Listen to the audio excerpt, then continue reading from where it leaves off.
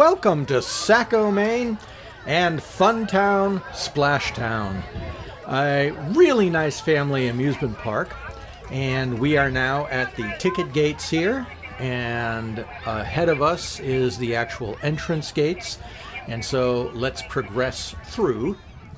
And here's the main entrance to the park. Now, I did a walkthrough of this a few years ago, and not a lot has changed, but enough has changed that I wanted to show you one major attraction that they're adding this season in 2023.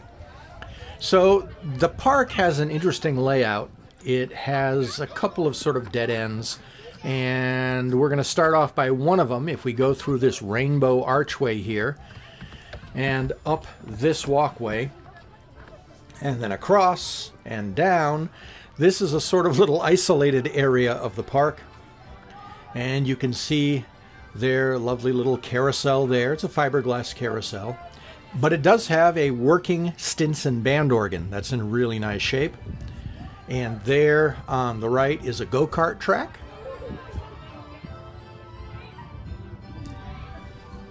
In front of us on the right is a baby bumper boat arena, and to the left is the adult bumper boat arena.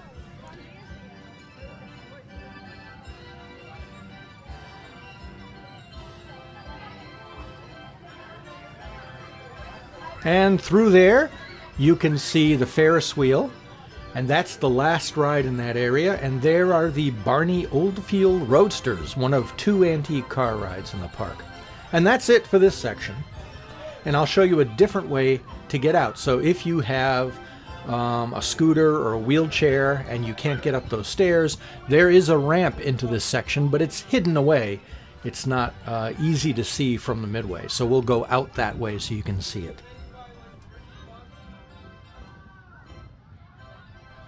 In 1960, the Cormiers opened a drive-in called Marvel Drive-In. It was a drive-in restaurant, and that was pretty successful. And their brother-in-law opened a miniature golf course next to it, and that was successful. And that sort of kept snowballing. They kept adding more rides, and eventually, in 1967, they renamed the whole area Funtown USA, and that was the beginning of this park. So here you can see how you get out of this area, and you can see the little rainbow arch on the left there. Well, that rainbow arch, if you go to the left of that, that's the little sort of secret back entrance. You can see all the water slides over there on the left. That's part of Splashtown, which was not open when we were there. It's grown quite a bit. When we first came to the park, Karen and myself, we would play miniature golf there. They had that really nice miniature golf course, and that ended up disappearing to add to the water park. And here is the entrance to just a single ride, Dragon's Descent, and it's this huge plaza they built for it with a marvelous dragon entrance there and these wonderful Japanese lanterns hanging up. And it's a really pretty area, but again, there's nothing else here except for this drop tower, Dragon's Descent. Beautifully themed. That's one quality that I love about this park. It's very shady, lots of beautiful plantings, and it's really nicely themed.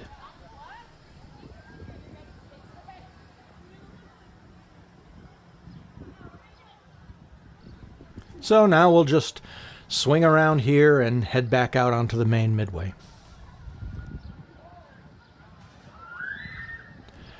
In 1996, after the Cormier brothers bought out their brother-in-law, they began expanding the park quite a bit. They renamed it Funtown Splashtown at that point. And in 1998, they added something that put this park on the map, which was their Excalibur roller coaster, which we'll see in a bit. It's still a fantastic ride and is a big draw to the park.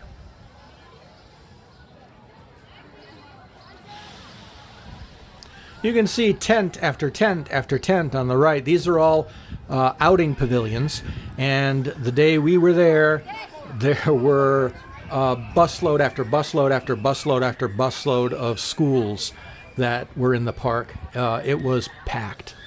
Here's another one of those rainbow entrances, and this leads to another area of the park.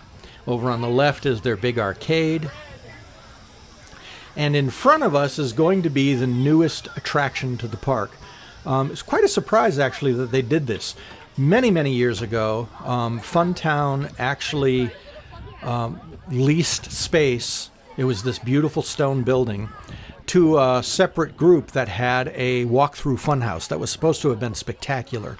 And that was later abandoned, and it was turned over into part of the Splashtown area.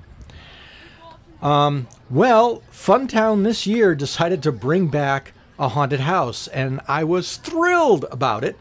But as has been the case for me so far this season, everything I come across is not open, and that was the case with this. The funhouse was not yet ready when we were there, which was a big disappointment to me because I really wanted to experience it. It has the weird name of Catbaticus. I don't know what the story is behind it.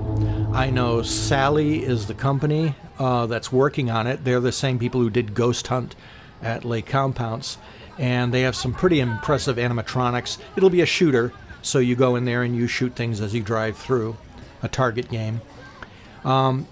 So I'm really excited about that. That's going to be a wonderful addition to the park. Here is Mainly Fries, and Mainly Fries has veggie burgers. It says made to order. And we went in there and I said, we'd like a veggie burger, please. And they said, we don't have any. So no veggie burgers for us. And here's another bridge. There are a lot of these bridges all over the park, and this one again is going over an antique car ride. This is the second antique car ride in the park, and the entrance is behind us over on the right, over there. And again, very nice landscaping around here. There is the Tempest in the Teacups, obviously a Teacups ride.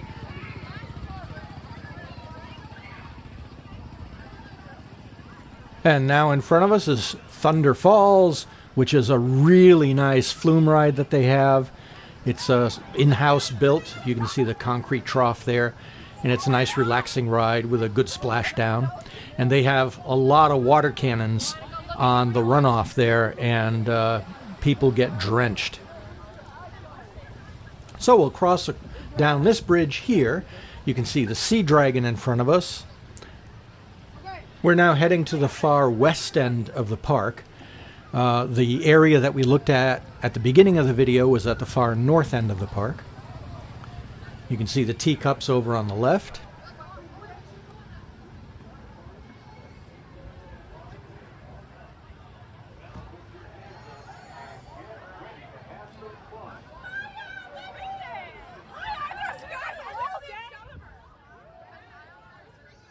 This cool zone area, they have misters up on the ceiling there, and it is very nice in the hot summer days.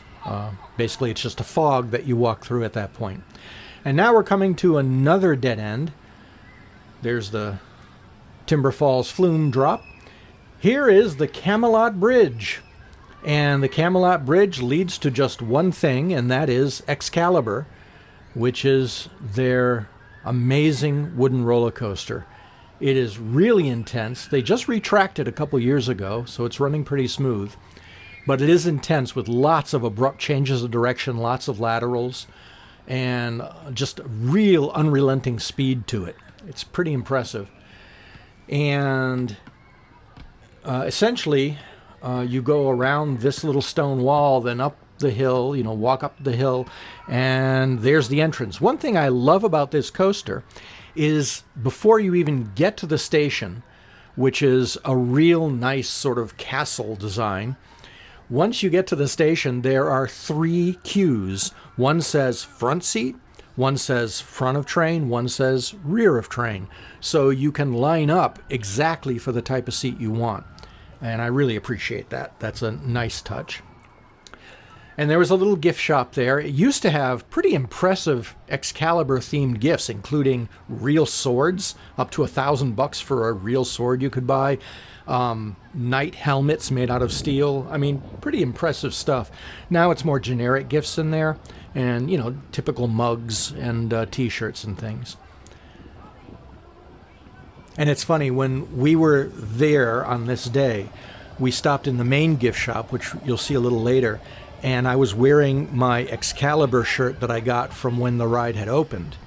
And the workers in the shop were oohing and awing over it because they hadn't seen that particular shirt in decades. And they wanted to take pictures of it and see if they could get the shirt remade and resell it, because it's pretty impressive. It has this ominous-looking knight, a black knight on it, and the coaster in the background. So now we are sort of heading south in the west end of the park. There's the Thunderbolt. And then next to it, you can see the Trapeze, which is a swing ride. And this is another way to get around if you have a scooter or mobility issues or you have a wheelchair. This is just a sort of flat paved area that allows you to get to this section without having to go upstairs. And there are also a couple other rides hidden back in this area.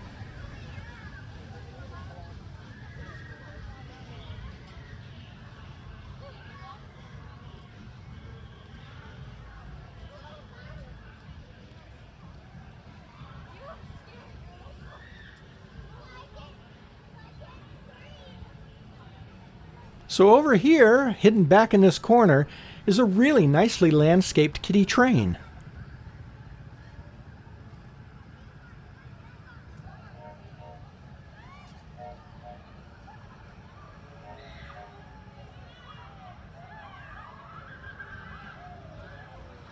And right next to it is the Casino, which is a Trabant ride.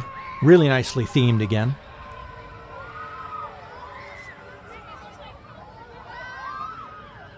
And that does it for this section of the park. And now we'll head sort of southwest, back toward Cat Batticus.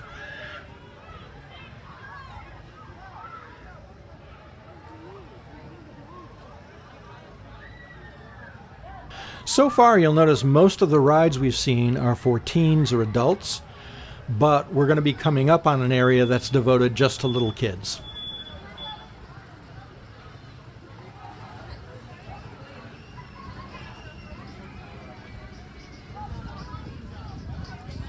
I had first seen that driver license idea at Storyland in New Hampshire. And essentially, when kids are on the antique car rides, they can get a picture of themselves and have it put on a fake driver's license. So here's Cat Batticus, and I'm really eager to see what the finished thing is going to look like. There's also this interesting sort of stand to the left with a haunted house. But look at the size of this building. It is really big. So I assume it's going to be a pretty extensive dark ride. There's a Tilt-A-Whirl. There's the Wild Mouse, the other coaster they have in the park. We'll cut through around this. This is all a bunch of intertwining winding paths. And there are a lot of picnic tables and benches scattered about, so there are a lot of places to sit in the shade and relax.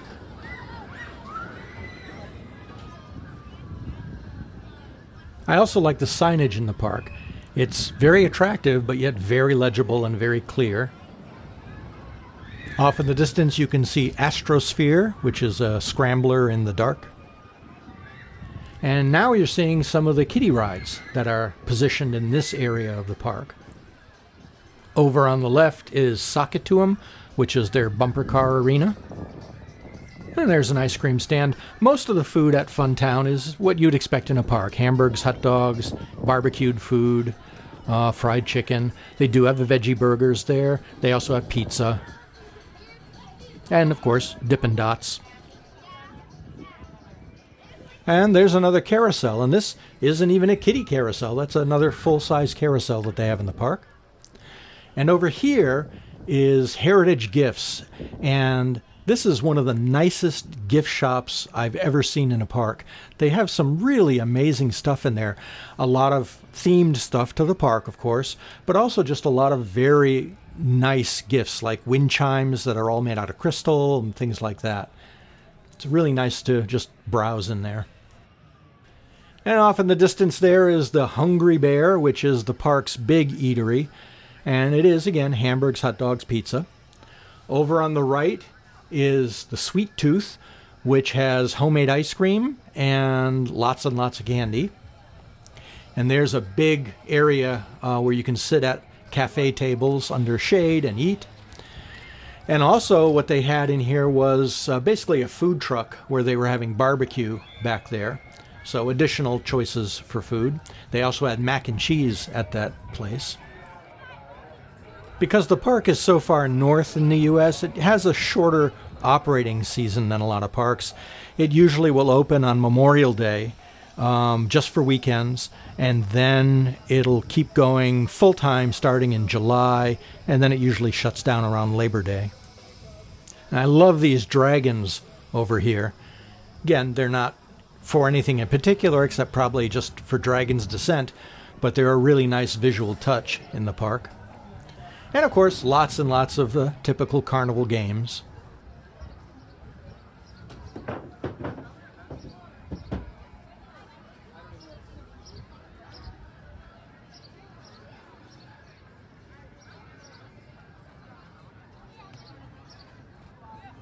And that brings us back around to the entrance where we started.